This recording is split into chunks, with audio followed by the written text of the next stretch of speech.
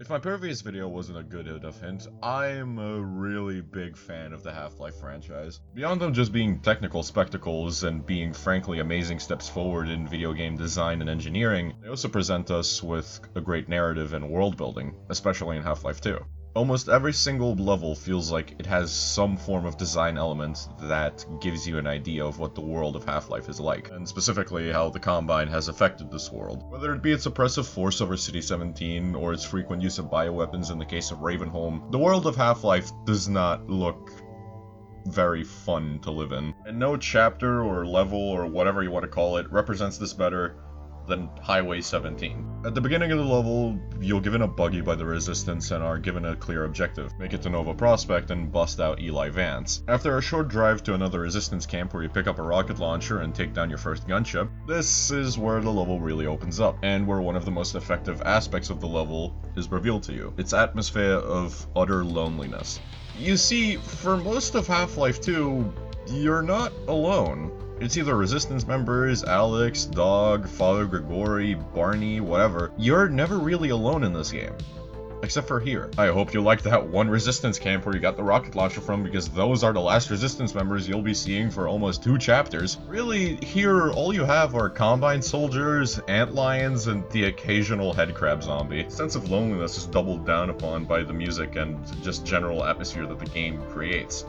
And by music, I mean the lack thereof. For 99% of this entire chapter, there is zero music playing. For most of the chapter, the only sounds you're really going to be hearing are the sounds of your own buggy's engine, distant thumpers, waves of the ocean. If you're lucky, you get a snippet of audio where Overwatch barks command over to their soldiers, and that's about it.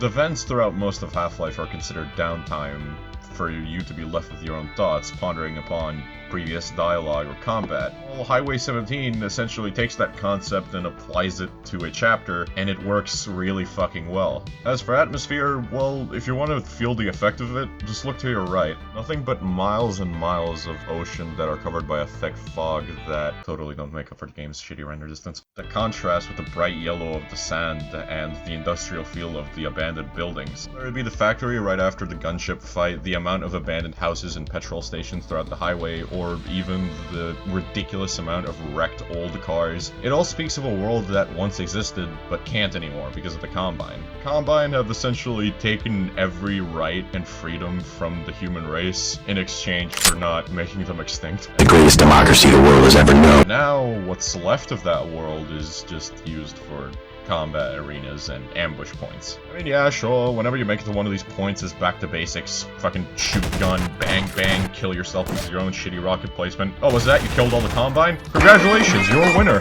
But, and this has to be the biggest but that ever came out of my fucking mouth, after you kill the last Combine in the area, everything goes quiet again. After you stop focusing on all the gunfire and footsteps and Overwatch sounds, you're left on your own. In the middle of nowhere. You're truly and utterly by yourself. And that's fucking phenomenal. And thanks to Valve's amazing game design, if you don't give a single shit about any of this, you could very well just ignore it. Hell, you can completely ruin moments like these by just having music in the background, or a Discord call, or a YouTube rant video talking about how insert YouTuber name here is the biggest piece of shit on the platform. But just hear me out, alright? You get this feeling of utter loneliness and dread that you just can't get anywhere else. I mean, there is one game that has that sort of thing for the entirety of its runtime, but that's a video for another day. The closest thing I get to something like this in other pieces of media, though, is in horror games. But there, it's done to give you a sense of fear and anxiety of what's around the corner. Usually, the payoff in horror games is never really that great, because it goes from absolute fucking silence to a shitty jumpscare sound effect. Now that's fucking proper scary if you ask me. And everything that I talked about throughout the entirety of this video is reinforced within the track that plays when you're under the bridge trying to turn off the force field so you can progress. And that one track is the Lab Practicum.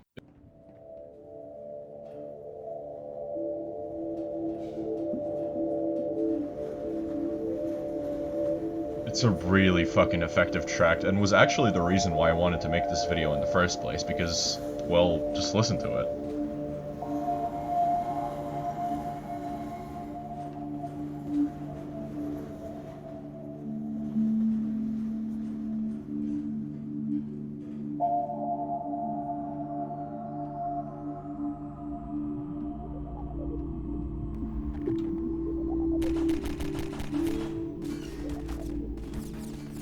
it does an absolutely phenomenal job at just building atmosphere, and I think that's one of the aspects that Valve needs more credit for. They really know how to build a world, and I have huge respect for them for that. Keep in mind that everything I talked about in this video could also be extended to the first bit of sand traps, but who gives a shit about sand traps? Piece of fucking shit. Worst level in the game. Fuck you. And yeah, that's all I really wanted to talk about, and I don't know how to end this video, so